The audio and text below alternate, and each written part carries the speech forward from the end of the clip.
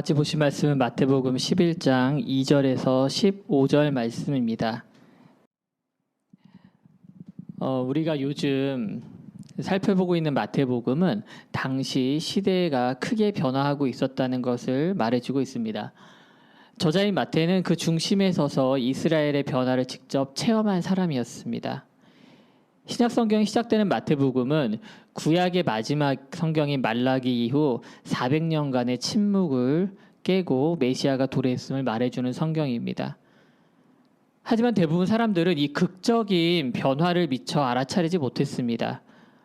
어두운 밤에 멀리서 찾아온 동방의 박사들 몇 명과 헤롯 대왕을 비롯한 궁정의 몇몇 사람들만 알고 지나가게 됩니다. 당시 이스라엘 사람들이 직접 시대의 변화를 느낄 수 있었던 것은 그로부터 한참 지난 후인 마태복음 3장에 홀연히 등장한 침례 요한 때부터입니다. 침례 요한은 제사장 가문에서 태어났지만 당시 같은 부류의 사람들과 좀 다른 길을 갔습니다. 금욕적인 생활과 불같은 메시지는 많은 사람들로 하여금 기대감을 갖게 했습니다. 침례 요한은 회개의 촉구와 함께 메시아가 곧 오리라는 메시지를 선포했습니다. 그때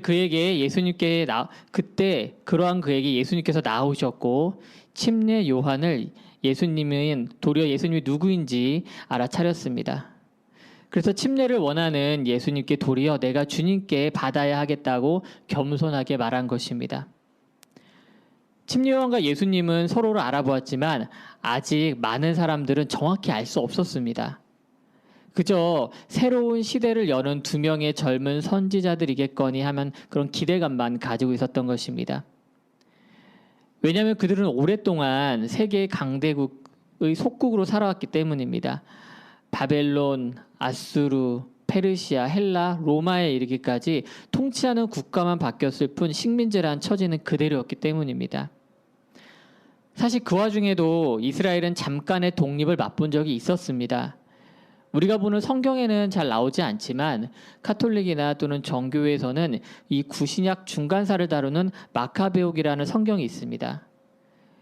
우리가 속한 개신교에서는 정경으로 삼지 않지만 역사적으로는 알아둘 필요가 있는 부분입니다. 마카베오라고도 하기도 하고 마카비라고도 합니다. 보통 일반적으로 여러분들이 다른 곳에서 찾아볼 적에는 마카비 혁명이라는 용어를 많이 쓰기 때문에 저도 마카비라고 하겠습니다. 간단히 말씀드리자면은 기원전 약 170년경쯤부터 이스라엘을 다스리던 헬라 제국이 있었습니다. 그때 당시에 헬라 제국이 알렉산더 대왕 이후에 분열되면서 서로 나눠 통치를 하게 됐는데 이스라엘 지역은 안티오쿠스 4세라고 하는 사람이 다스리게 됐습니다. 근데 이 사람이 그 지역에 사는 모든 사람들에게 유대인을 비롯한 모든 사람들에게 그들이 섬기는 신인 제우스를 위한 제단을 세우고 제물을 바치라고 명령을 합니다. 이때 제사장이었던 마따디아가 그 명령을 거절하고 자신의 5 아들들과 도리어 무력투쟁에 나섭니다. 그 중에 마따디아의 셋째 아들인 유다라는 사람이 있었는데 그의 별명이 마카비였습니다. 망치란 뜻에서 유래한 별명인데요. 그래서 이 당시에 봉기했던 것을 마카비 혁명이라고 지금까지 부르게 되었습니다. 결국 혁명은 성공했습니다. 이스라엘은 기원전 141년에 독립적인 왕조를 세우는 데 성공을 합니다. 하지만 채 80년이 지나지 않은 기원전 63년에 로마 제국의 폼페이우스 장군에 의해서 예루살렘을 점령당하면서 다시 로마의 속국이 되고 맙니다. 이스라엘 사람들의 뇌리에는 이 무장봉기를 통해서 독립했던 이 마카비 혁명이 남아 있었습니다. 그래서 사람들은 침례 요한이나 예수님이 그 누구라도 좋으니까 이 시대를 뒤집는 큰 변화를 가져오기를 바라고 있었습니다. 그러한 점에서 오늘 본문을 시작하는 침례 요한의 질문이 그리 이상하지는 않습니다. 침례 요한은 옥에 갇혀 있는 상태였습니다. 구체적인 이유는 그 이후에 나오는 마태복음 14장 3절 이하에 나옵니다. 침례 요한은 굉장히 강직하고 경건한 사람이었습니다. 헤롯 가문의 통치가 계속되면서 첫 번째 왕이었던 헤롯 대왕이 죽은 이후 그의 아들인 헤롯 안티파스가 이 갈릴리 지방을 계속 다스리게 됩니다. 예수님이 아기 때였던 헤롯과 지금 오늘 본문에 나오는 헤롯은 차이가 난다는 것이죠. 그런데 그 헤롯 안티파스가 그의 배다른 형제인 빌립이라고 하는 사람의 아내인 헤로디아를 빼앗아서 결혼을 하게 됩니다. 이런 사실을 비난했던 침례 요한은 옥에 갇히게 되고 나중에는 헤로디아의 딸인 살로메의 요구로 끝내 처형을 당하고 맙니다. 침례 요한은 지금 옥에 갇힌 상태였습니다. 그럼에도 불구하고 제자들과 주변 사람들을 통해 예수님의 행적에 대해서는 소상히 듣고 있는 상태였습니다. 침례 요한은 예수님에 대한 기대감을 가지고 있었습니다. 구약 시대에서 말하던 메시아가 예수님임을 만나자마자 본인은 확신했기 때문입니다. 그런데 시간이 지날수록 예수님에 대한 의구심이 들기 시작했습니다. 자신이 기대했던 방향과 다르게 나아갔기 때문입니다. 침례 요한이 어떤 생각을 가지고 있었는지 예수님을 처음 만난 마태복음 3장을 다시 한 번만 알 수 있습니다. 마태복음 3장 11절과 12절 말씀을 읽어드리겠습니다. 나는 너희로 회개하기 위하여 물로 침례를 베풀거니와 내 뒤에 오시는 이는 나보다 능력이 많으시니 나는 그의 신을 들기도 감당하지 못하겠노라. 그는 성령과 불로 너에게 침례를 베푸실 것이요 손에 키를 들고 자기 타작마당을 정하게 하사 알곡은 모아 곡간에 들이고 쭉정이는 꺼지지 않는 불에 태우시리라. 침례 요한 그는 이처럼 불같은 그리스도를 기다렸습니다. 손에 키를 들고 쭉정이를 걸러내고 그래서 꺼지지 않는 불에 태우는 그런 심판자로서의 그리스도를 기다린 것입니다. 오늘 본문 2절에 보게 되면 마태는 요한이 옥에서 그리스도께서 하신 일을 들었다라고 말합니다. 그렇다면 그리스도께서 하신 일이 무엇이었습니까? 우리가 지금까지 다 보아오지 않았겠습니까? 마태복음 5장에서 7장 그 산상수훈 이후에 예수님께서 직접적으로 행동하신 내용들을 우리는 지금까지 계속 보아왔습니다. 맹인들의 눈을 뜨게 하시고 못 걷는 사람들을 걷게 하시고 병에 들린 자를 낫게 하시고 나병 환자를 깨끗하게 하시고 못 듣는 자는 듣게 되고 피 흘리던 자는 멈추게 되고 죽었던 자는 살아났고 그러면서 예수님께서 계속 가난한 자들에게 복음을 전하셨습니다. 게다가 세리와 같은 죄인들과 어울려 마시며 함께 하셨습니다. 불에 태워버릴 이 쭉정이 같은 죄인들을 도리어 용서하시고 식탁의 교제를 나누셨던 것입니다. 이것은 분명 침례 요한의 기대와는 거리가 먼 행동이었습니다. 그러니 요한이 제자들을 보내서까지 오실 이가 당신이 맞냐고 그리스도가 맞는지 다시 한번 확인하길 원했던 것입니다. 사실 이 질문은 비단 침례 요한만 가지고 있었던 것은 아닙니다. 그저 침례 요한이 많은 사람들을 대표해서 물어본 것뿐입니다. 침례 요한은 자신이 어떤 역할로 보내졌는지 알았기 때문에 자기 뒤에 오신 예수님을 쭉 지켜봤습니다. 그러나 만일 자신의 판단이 틀렸다면 빨리 다음 계획을 세우고 다른 사람을 찾아야 했습니다. 그것 역시 다른 사람들도 마찬가지였습니다. 그런 침례 요한과 사람들의 질문에 예수님은 답하십니다. 그런데 가타부타 뭐라고 말씀하시는 게 아니라 정확히 뭐라고 말씀하시는 게 아니라 애매모호하게 말씀하십니다. 자신을 찾아온 요한의 제자들에게 너희들이 듣고 본 것들을 너희 스승에 가서 전하라는 것입니다. 혹시 듣고 본 것들을 누락할까 봐 예수님께서 모범 답안까지 알려주십니다. 바로 앞서 말씀드린 예수님께서 그리스도께서 하신 일입니다. 5절에 나와 있습니다. 맹인이 보며 못 걷는 자가 걸으며 나병 환자가 깨끗함을 받으며 못 듣는 자가 들으며 죽은 자가 살아나며 가난한 자에게 복음이 전파된다 하라. 침례 요한은 이 메시지를 들었을 적에 구약의 이사야 선지자의 말을 떠올렸을 것입니다. 제가 찾아서 대신 읽어드리겠습니다. 이사야서 35장 5절에서 6절 먼저 말씀입니다. 그때의 맹인의 눈이 밝을 것이며 못 듣는 사람의 귀가 열릴 것이며 그때 저는 자는 사슴같이 뛸 것이며 말 못하는 자의 혀는 노래하리니 이는 광야에서 물이 솟겠고 사막에서 시내가 흐를 것임이라. 이사야서 61장 1절 말씀입니다. 주 여호와의 영이 내게 내리셨으니 이는 여호와께서 내게 기름을 부으사 가난한 자에게 아름다운 소식을 전하게 하려 하심이라. 나를 보내사 마음이 상한 자를 고치며 포로된 자에게 자유를 갇힌 자에게 노임을 선포하며. 아멘. 제사장 가문 출신이고 유대인 중에 유대인이며 구약에 정통했던 침례 요한조차 메시아에 대한 관점이 시대의 상황 앞에서 가리워졌던 것입니다. 시대가 요구하는 메시아를 이처럼 성경이 말하는 메시아보다 우선시했기에 자연스럽게 오늘 본문에서 시작하는 그런 질문을 던질 수밖에 없었던 것입니다. 예수님은 그런 질문을 던지는 요한과 사람들에게 구약에 예언된 말씀을 상기시키시며 내가 그렇게 하지 않았느냐, 내가 성경대로 성취하고 있지 않느냐라고 대답을 해주십니다. 이 시대의 많은 사람들도 기독교와 교회에 대해 많은 질문을 합니다. 지금을 살아가는 그리스도인들에게 요구하는 것도 많습니다. 그런데 대부분의 질문과 요구들을 잘 들어보면 이 시대를 살아가는 사람들의 욕구와 기대감이 들어 있습니다. 세상 사람들의 욕구와 기대감이 모두 기독교적인 것이라고 말하기는 어렵지만 몇몇 지점에서 기독교가 실패한 것도 사실입니다. 기독교는 현실과 타협하는 정도를 벗어나 타락한 부분이 분명히 있습니다. 교회와 그리스도인 중에 일부는 정치 세력과 결탁하고 세상의 권력 앞에 무릎을 꿇기도 합니다.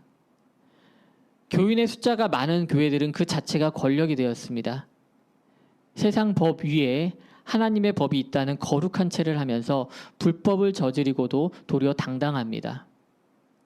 사람들은 이렇게 하면 하나님이 기뻐하시겠지, 교회의 권력이 커지는 게 하나님의 나라를 완성하는 것이겠지라는 착각에 빠지게 되었습니다. 우리는 침례 요한의 질문에 답할 것은 준비하면서도 막상 예수님의 답변에 부합하는 삶에서는 멀어지고 있습니다. 어떻게 하면 세상을 이기고 어떻게 하면 세상 사람들 위에 설까 어떻게 하면 될까라는 그런 방법에 대해서 자꾸 교회가 대답을 하려고 합니다. 예수를 믿어 복을 받아서 부자가 되었다. 많은 사람들에게 영향력 있는 자리에 끝내 올라섰다. 내가 기도를 열심히 해서 우리 가족과 자녀가 복을 받았다. 기독교는요, 이런 복음, 이런 대답을 하려고 존재하는 종교가 아닙니다. 예수님은 오셔서 내가 그런 일을 했다라고 대답하지 않으셨습니다. 예수님은 도리어 낮은 곳으로 내려가셨습니다. 가장 높은 곳에서 가장 낮은 곳에 임하셔서 죄에 빠진 사람들의 아픔과 고통을 함께 하시며 해결해 주시고 그 가운데서 복음의 삶을 살아내셨습니다. 기독교는 조목조목 대답하는 종교가 아니라 삶과 행동으로 보여주는 종교임을 믿으시기 바랍니다. 오늘 본문의 서두에서 예수님은 침례 요한의 질문이 초점에 벗어났음을 지적하십니다. 그 질문을 하러 온 요한의 제자들과 그 옆에 있던 사람들은 좀 머쓱했을지도 모릅니다. 그런데 이번에는 예수님이 옥에 갇힌 침례 요한이 아니라 바로 앞에 있는 청중들을 향해서 너희들의 초점도 바뀌어야 한다고 말씀하십니다. 예수님은 침례 요한을 다시 한번 보라고 말씀하십니다. 너희들은 광야에서 나아가 무엇을 보았냐고 물으십니다. 바람에 줏대 없이 흔들리는 갈대나 보려고 나갔냐고, 아니면 부드럽고 고급스러운 옷을 입은 사람들을 보려고 나갔냐고 되묻습니다. 사람들은 그런 기대감으로 광야에 나가지 않았습니다. 그들도 그런 사람들은 왕궁에나 있지 그런 험한 장소에는 얼씬도 하지 않는다는 것을 알았습니다. 그들이 바랐던 것은 바로 하나님의 선지자였습니다. 실제로 광야에서의 요한은 어떤 풍파에도 흔들리지 않는 사람이었고 낙타털 옷을 입고 메뚜기와 석청을 먹으면서 복음을 선포하던 그런 사람이었습니다. 그런 침례 요한을 보고 예수님께서는 단순한 선지자가 아니라고 알려주십니다. 말라기 3장 1절 말씀을 인용하시면서 선지자보다 더 나은 선지자라고 그를 치켜 세워주십니다. 심지어 여자가 낳은 사람 중에 침례 요한보다 더 큰 사람이 없다고까지 말씀하십니다. 아마 여기까지 말씀을 하고 마치셨다면 사람들의 머릿속에는 역시 침례 요한은 대단한 선지자야, 정말 대단해, 엘리야와 같은 사람이야 라고, 그런 사람이라고, 이전의 선지자들과는 정말 차원이 다른 그런 선지자라는 생각에서 그쳤을 것입니다. 그리고 침례 요한만이 오늘 본문에서 내용에 남았을 것입니다. 여러분이 가진 성경에도 제가 가진 것처럼 중간중간 소제목이 있으신가요? 제가 가진 성경의 오늘 본문이 시작하는 부분에 보면은 침례 요한이라는 소제목이 있습니다. 아마 대부분의 다른 성경에도 그렇게 표기가 되어 있을 줄 압니다. 이 단락에서 요한의 역할이 부각되는 것은 맞습니다. 실제로 예수님도 다른 사람에게는 하지 않았던 개인적인 평가를 구체적으로 요한에게는 하십니다. 하지만 성경은 늘 그랬듯이 특정 인물을 말할 때도 사실은 그 너머의 것을 보라고 말합니다. 창세기부터 성경에는 수많은 인물들이 등장하고 사라집니다. 그들의 삶은 하나같이 오늘의 침례 요한처럼 드라마틱합니다. 히브리서 11장은 일명 믿음의 장으로 잘 알려져 있습니다. 믿음의 조상들이 믿음으로 어떻게 살았는지를 축약적으로 보여주고 있습니다. 히브리서 11장은 서로 다른 사람들의 이름과 그들의 행적을 다루는 것처럼 보이지만 그 너머의 것을 찾아내기 사실 원하고 있습니다. 아브라함이 우르를 떠난 것도, 요셉이 이집트에서 총리에 올랐던 것도, 모세가 살인자에서 백성들의 지도자가 된 것도 모두 하나님의 전적인 은혜와 섭리로 가능했다라는 것을 알기 원하는 것입니다. 성경은 사람들의 이름을 내세우지만 그들은 그런 사람이 그렇게 된 것은 그들이 잘나서가 아니라 온전히 하나님의 은혜와 주권적인 구원하심으로 가능했다라고 말해주고 있는 것입니다. 그런데 놀랍게도 히브리서 11장 마지막 2절을 보게 되면은 그런 믿음의 조상들조차 못한 것이 있다라고 말합니다. 이 사람들은 다 믿음으로 말미암아 증거를 받았으나 약속된 것을 받지 못하였으니 이는 하나님이 우리를 위하여 더 좋은 것을 예비하셨은즉 우리가 아니면 그들로 온전함을 이루지 못하게 하려 하심이라. 우리가 믿음의 조상이라고 믿었던 그 수많은 사람들, 그 사람들조차 증거는 받았으나 약속된 것을 아직 못 받은 상태라고 말합니다. 그들보다 우리에게 더 좋은 것을 예비하셨고 그것을 통해서야 온전히 이루어진다라고 말씀하십니다. 그 온전함이 어떻게 완성됩니까? 바로 그 다음 장인 12장 2절에서 답을 줍니다. 믿음의 주요 또 온전하게 하시는 이인 예수를 바라보자. 그는 그 앞에 있는 기쁨을 위하여 십자가를 참으사 부끄러움을 개의치 아니하시더니 하나님 보좌 우편에 앉으셨느니라. 바로 예수 그리스도를 통해서 우리가 온전하게 되는 줄 믿으시기 바랍니다. 오늘 본문에서도 예수님은 이 온전함이 자신을 통해 도래한 천국에서 이루어짐을 말씀해 주십니다. 그렇게 지켜세웠던 침례 요한도 천국에서는 극히 작을 자일 뿐이라고 말씀하십니다. 예수님의 임재는 새로운 시대를 의미합니다. 모든 선지자와 율법이 예언한 것은 요한까지였습니다. 예수님의 임재는 하나님의 나라가 도래했음을 말합니다. 천국이 가까이 온 것입니다. 그 이전의 시대까지는 상상할 수 없었던 일이 벌어진 것입니다. 새로운 시대는 새로운 질서를 말합니다. 그 질서 가운데 속한 사람들은 침례 요한보다, 아브라함보다, 야곱, 요셉보다 더 큰 자가 됩니다. 이 상황에서 예수님은 13장 16절과 17절에서 이렇게 말씀하십니다.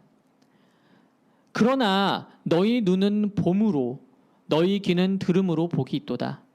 내가 진실로 너희에게 이르노니 많은 선지자와 의인이 너희가 보는 것들을 보고자 하여도 보지 못하였고 너희가 듣는 것들을 듣고자 하여도 듣지 못하였느니라.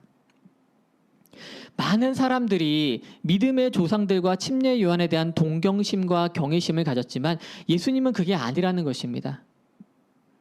그리스도로 오신 예수를 직접 보는, 그리고 그분의 말씀을 직접 들은 바로 너희들이 복이 있다라고 말씀하십니다. 이미 무덤에 묻힌 이전 시대의 사람들이 가질 수 없는 복을 소유한 사람이 바로 지금 말씀을 나누는 저와 여러분임을 믿으시기 바랍니다. 세상적으로 보면 볼품없고 특별한 것도 없는 것 같은 저 같은 사람도 복음을 들음으로 선지자들과 믿음의 조상들보다 더 복된 사람이 되었다는 것입니다. 사람들은 침례 요한 때까지 예언의 시대에 살고 있었습니다.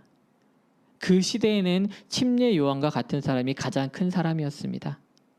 사람들은 침례 요한을 우러러 봤습니다. 그런데 그런 침례 요한은 예수님을 바라봅니다.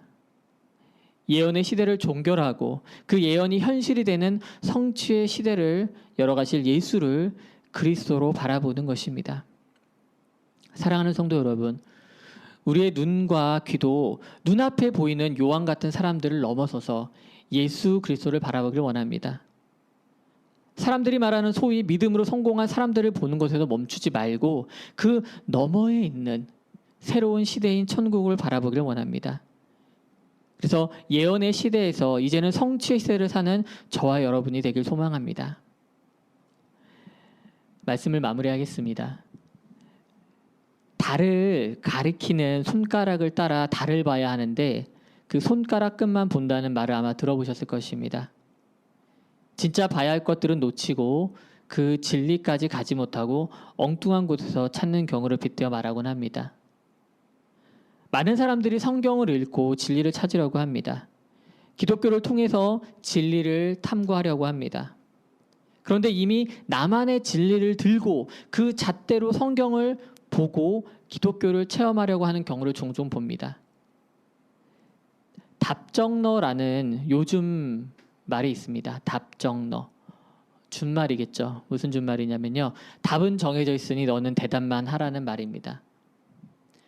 성경을 그런 태도로 대하면 얻을 게 없습니다. 그러니까 내가 원하는 답이 안 나오는 성경을 덮어버리는 것입니다. 그런 자들을 향해 예수님은 귀 있는 자는 들으라고 말씀하십니다. 듣는다는 것은 마음을 열어서 경청하는 것입니다. 그랬을 때 성경의 대답이 들리게 됩니다. 많은 사람들이 성경을 연구했습니다. 각자 그곳에서 찾고 싶은 것들이 있었습니다. 요한복음에서 예수님은 그런 자들을 향해서 대답해 주십니다. 너희가 성경에서 영생을 얻는 줄 생각하고 성경을 연구하거니와 이 성경이 곧 내게 대하여 증언하는 것이니라. 아멘. 성경이야말로 어떤 면에서는 답정너입니다. 성경에서 결론은 정해져 있으니 너희는 듣고 받아들이기 원한다라고 말씀하십니다.